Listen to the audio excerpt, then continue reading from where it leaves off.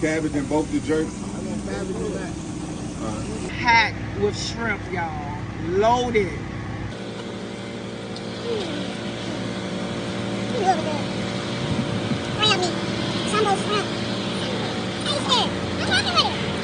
Y'all, I knew this seafood salad was good from Chef Mo.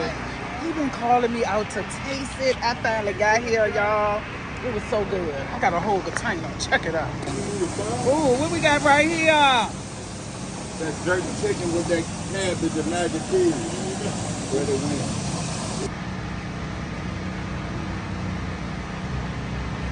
This man can cook. I took and told y'all the last time. Original ingredients.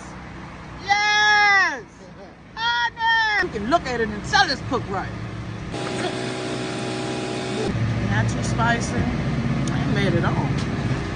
Got a kick. People is pulling up. They come to get these orders loaded. Yeah, that's me.